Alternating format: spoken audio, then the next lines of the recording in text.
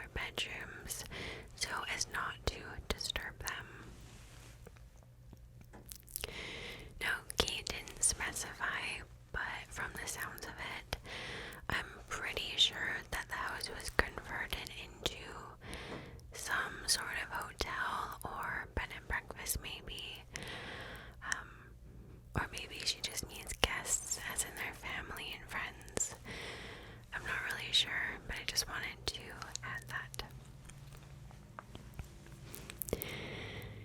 She says that many guests report that they do not sleep very well, or they get woken up because they can hear kids playing in the room with them, when there are obviously no kids staying in the room with them. On one occasion, my dad thought that it was me and my sister playing in there, but this was impossible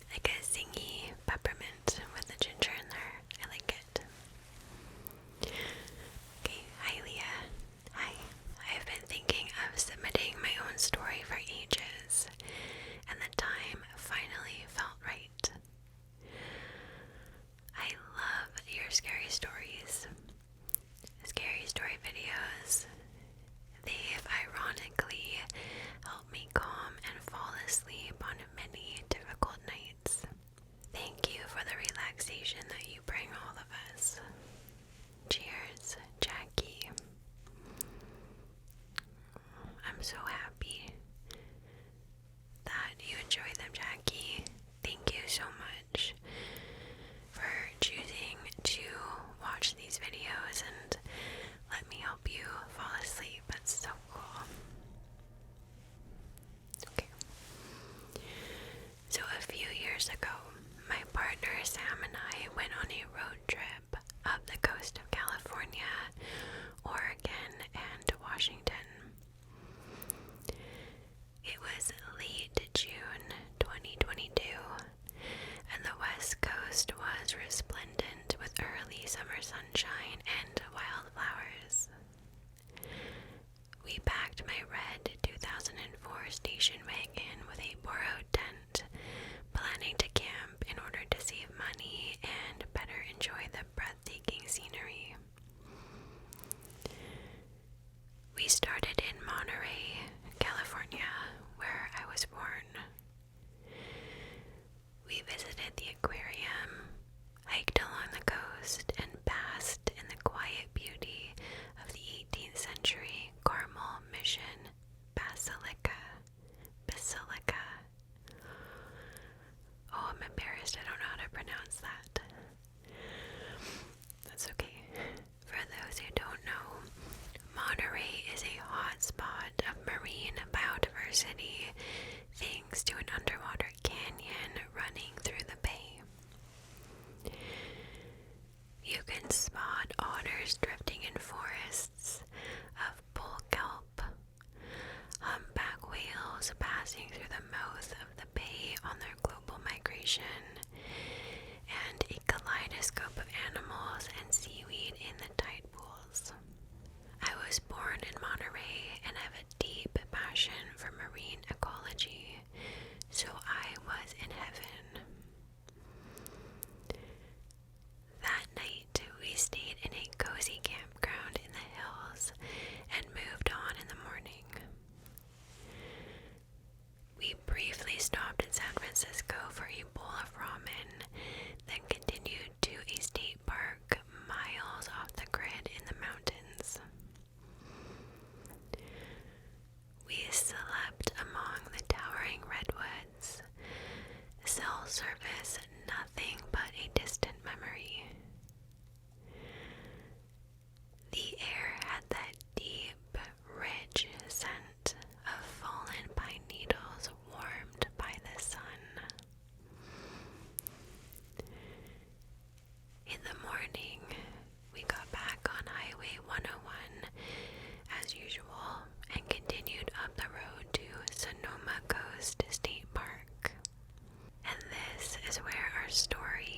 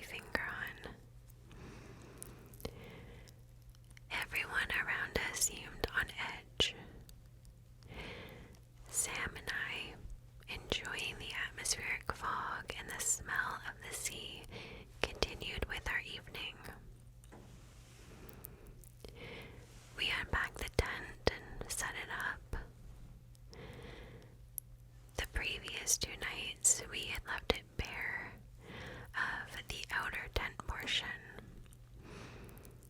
The skies had been cloudless and the weather warm enough for a cool breeze to be welcome. But on this night, we decided that the covering was necessary to keep out the damp and the cold at best, and the rain at worst. Once the tent was squared away, we wanted to smoke some weed before dinner. While discussing how to avoid bothering people in nearby campsites, we spotted a small footpath at the back of our campsite. It seemed as good an option as any, so we followed the path into the dense evergreen forest and enjoyed our joint in a small clearing where the trail ended. Excuse me. By the time we walked back to the campsite, dark was rapidly falling. We were sitting at the picnic table eating our dinner as the light faded. Sam and I sat on the same side of the table with the forest and the footpath squarely behind us. We were enjoying each other's company, chatting and sharing food. But then I felt a cold chill. The hair on my arms and the back of my neck rose. I suddenly realized just how dark it had gotten, and I became distinctly aware of the forest at my back. I had the feeling of being watched. I glanced at Sam, and it was very clear that he had felt something watching us at the exact same moment as I did. But no big deal, I thought. There's bound to be animals in the woods, and it's time to clean up our meal and head to bed anyways.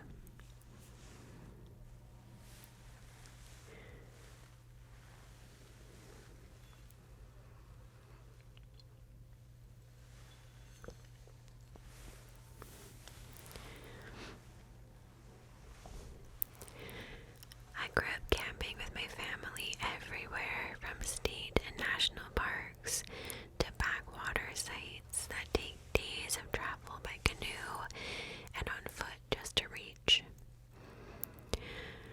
I'm experienced in the outdoors as well, versed in the importance of camp hygiene to avoid attracting animals. We packed up all of our leftover food and any contaminated items, safely sealing them away in the car. I shone my phone flashlight around the ground near the picnic tent to ensure that we had not dropped anything. We never brought any food or related items into the tent. Sam and I washed up at the park's bathhouse and climbed into our blow-up bed. The luxuries of car camping. The entire time we readied ourselves and the campsite for bed, I continued to feel something watching us. And I continued to brush it off. Of course, there are things in the woods, but I had never had anything to truly fear from them. So Sam and I curled up together, winding down to sleep. We were solving the New York Times crossword on his phone. Then there was a soft noise right outside the tent. It was just a gentle scrape against the outer tarp. But pure terror and dread instantly raced down my throat, settling in my stomach like acid.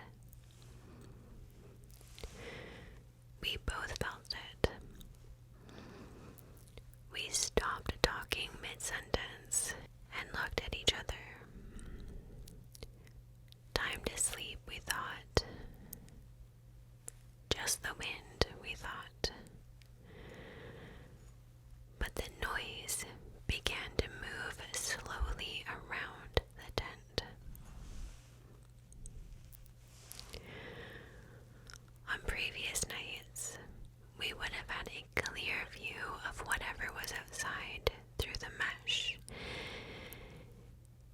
and it, whatever it was, would have had a clear view of us. But with the heavy tarp on over the top, we had no idea what lurked beyond our little bubble of safety. We laid together in the dark for a few minutes, listening to the presence circle us, steeped in inexplicable and irrational horror. Eventually, Sam shone his flashlight at the walls of the tent, and the noise instantly stopped, as if it was disturbed by the sign that we were still awake and aware.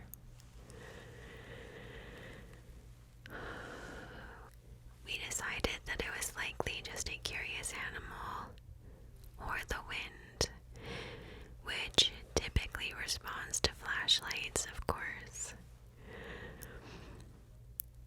If it was an animal, we never heard any sort of retreat.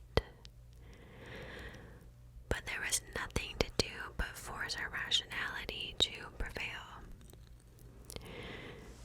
Sam soon fell asleep, and I followed hours later when exhaustion finally overwhelmed me, finally overwhelmed my continued dread and fear.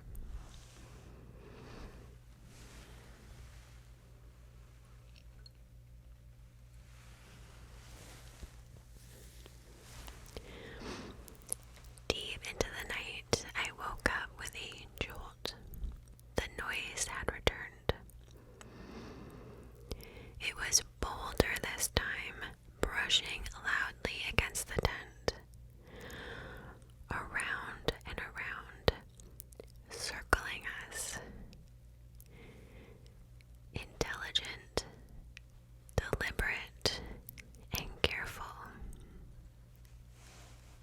Once again, I felt adrenaline flood my body. The subconscious, instinctual part of myself was reacting as if I was in mortal danger. But my rational mind continued to make excuses. Curious animals, the wind, even the idea of another camper outside our tent was less horrifying than what I felt. I have spent many nights in a sleeping bag listening to animals move around outside, and I have never experienced anything more than slight unease. The tent we borrowed from my parents was high quality. Its tarp completely covered the inner tent all the way to the ground. To prevent any rain from getting in, its zippers were covered with an exterior flap, secured on the inside with Velcro. For an observer outside the tent, there was no visible seam that would indicate an entrance. And I had the distinct impression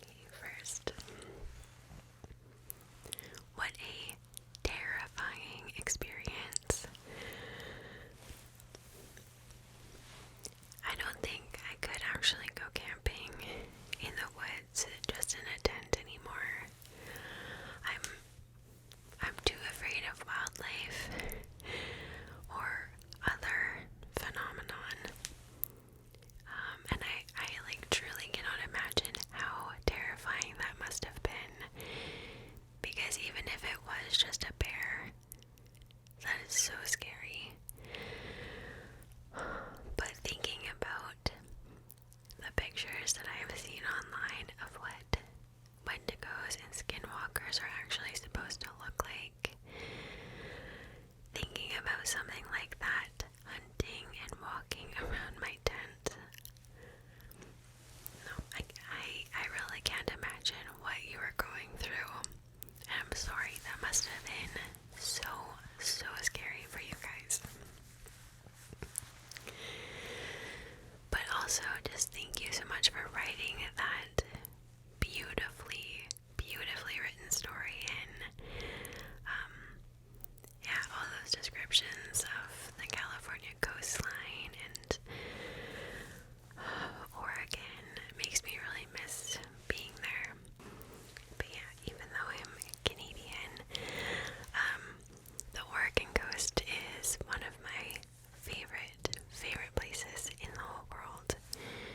It's just so stunning. Okay, thank you, Jacqy. Okay. Hello, Leah. Hello. I hope that this finds you well. I've been watching your content for some years now, ever since I first came across your video about the strange case of Sigmund Adamski. Wow, that one still freaks me out to think about. Oh my gosh, you've been watching for so long. Thank you so much. The Sigmund Adamski video kind of has like a special place in my heart, because that was when I was first really getting into scary stories. I believe I took that video down because I realized somewhat recently that I got some of the story very incorrect, and it was just not very professional. Is that the right word? I just felt weird leaving it up, knowing that I had some parts of it wrong, so that's why I took it down. But thank you for your videos. They are always interesting yet relaxing. I find myself getting scared sometimes, but you make it seem like a friend is there telling the stories, so that is always comforting. I love that. Okay. My story, or rather a story from my mother, is short, but it comes with a little bit on the history of Seattle. I was born and raised in a beautiful neighborhood near the University of Washington. My parents are not religious per se, but my mom has always been a believer in the supernatural after my grandmother had some sort of late-night encounter with what she thought to be her mother trying to contact her from beyond. That is a story for another time. Yes, it is. Please let us know that one as well.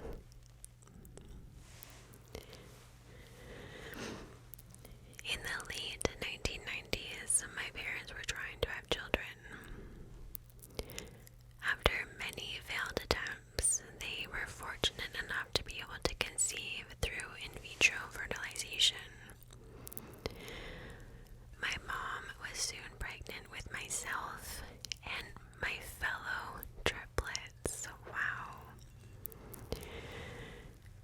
She spent many nights having a hard time adjusting to sleeping while carrying 3 babies inside of her. One of those nights, she had just gotten to sleep when she was grabbed by the arm and turned over. She quickly awoke to the covers being pulled off of her to see a young boy standing next to the bed. She audibly gasped, but soon realized that this boy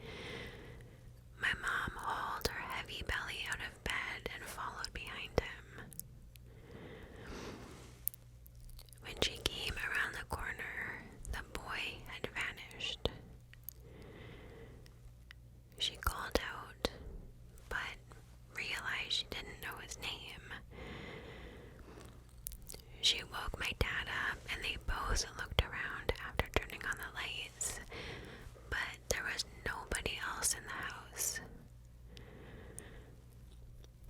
My dad told her that it must have been a dream, but my mom remains convinced to this day that she saw a ghost.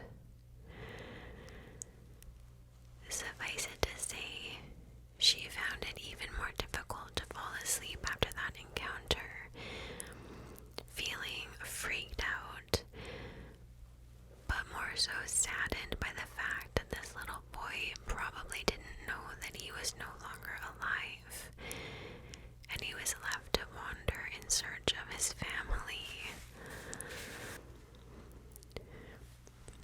The next morning, my mom took it upon herself to do some digging into the history of their neighborhood. Once a seasonal camping ground for the Duwamish tribe, the neighborhood now known as Laurelhurst was an early established village called Yesler Town during the 1860s. After one of the city's founders, Henry Yesler, built a sawmill there. Before being annexed into the city in 1910, it had been used for ferrying, hunting, farming, and even had a 3-hole golf course.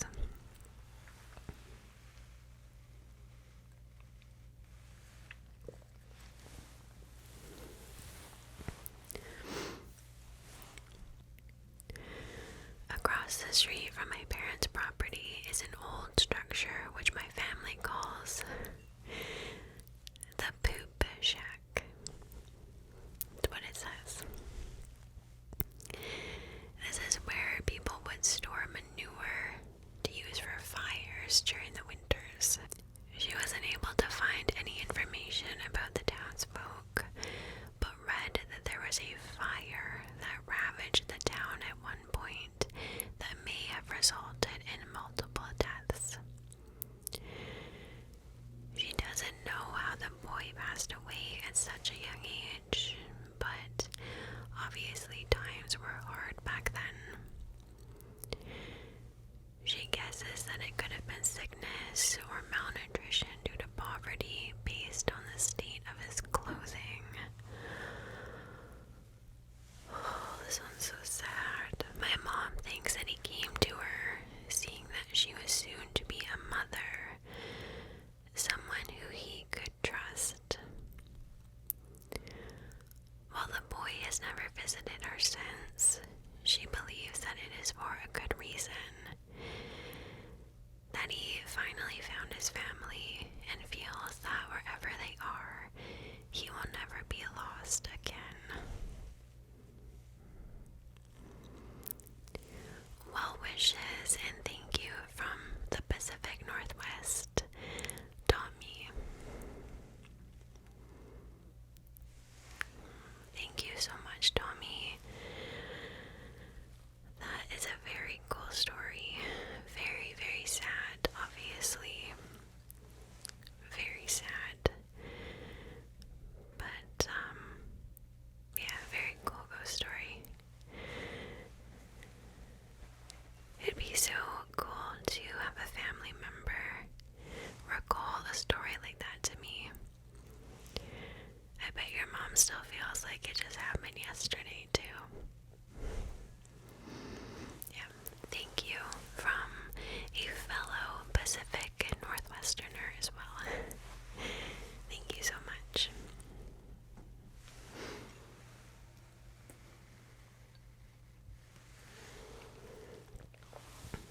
Okay.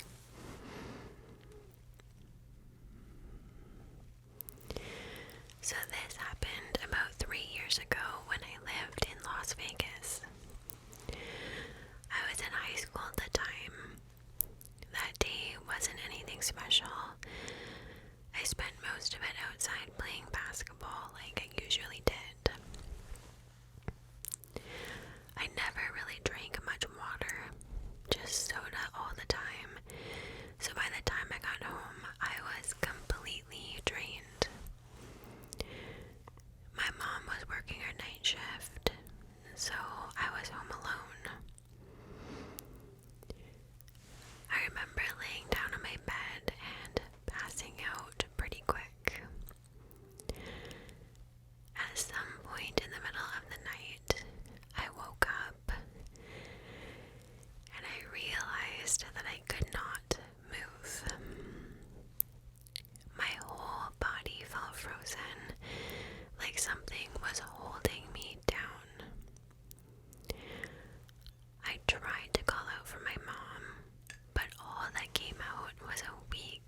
whisper. That was when I heard footsteps in the hallway. They were slow and quiet and getting closer to my room. I tried to move my head, but I couldn't move it. Out of the corner of my eye, I saw a dark figure standing next to my bed. It wasn't moving. It was just watching me.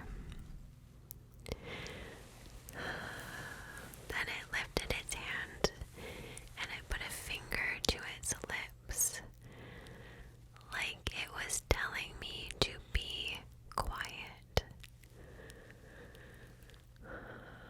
My chest got tight and my heart started pounding.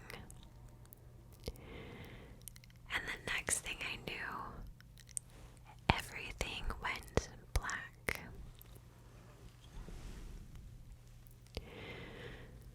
When I opened my eyes again, red and blue lights were flashing through my window. I heard someone yelling, "Police! Police!" from outside. I jumped up. I ran to the living room and I saw the front door was busted open. My mom had just gotten home from work and was talking to the officers. And that was when I found out. Oh no. That was when I found out that 3 people had broken into our house while I was asleep.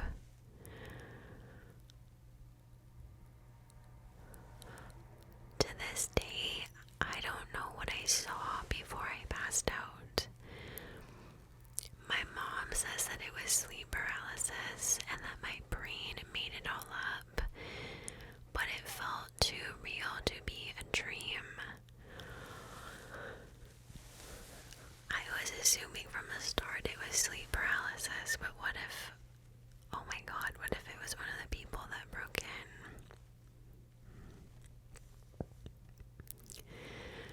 The reason I'm bringing this up is because a few weeks ago, my family brought it up during a gathering. Everyone laughed, saying how freaked out I was back then, but my grandma didn't laugh. She just looked at me the whole time with this strange expression. After everyone left, she pulled me aside and she asked what time it had happened. I told her it was around 11 p.m., maybe 12 a.m. She went quiet for a second, and then she said, quote, "Your grandfather used to see things around that same time. He always believed they were sent to protect him."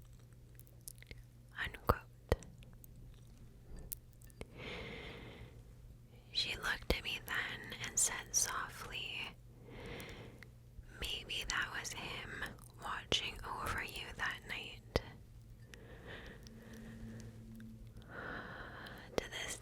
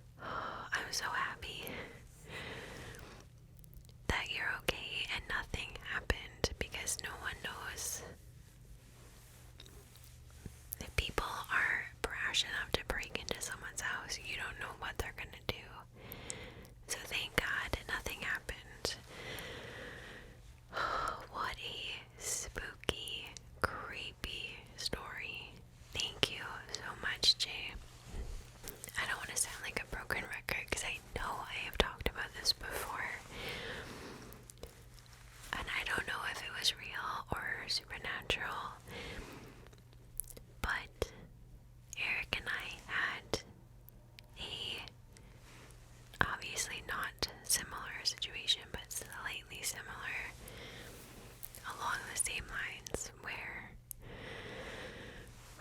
we were driving down a highway and we were approaching a four-way road, right? And we had a green light. It was like a fresh green light to go through in the intersection. And we started talking about Eric's grandmother. And for a very weird reason, Eric took his foot off the gas and he started slowing down, even though we had the green light to go through this intersection. And he slowed down enough to the point where this massive semi-truck on our left plowed through the intersection in front of us. And this truck went through a red light. We had the right of way. This truck came right in front of us. And I don't even like to think about what would have happened if he had not slowed down. And he doesn't know what to think about that kind of thing. But for me,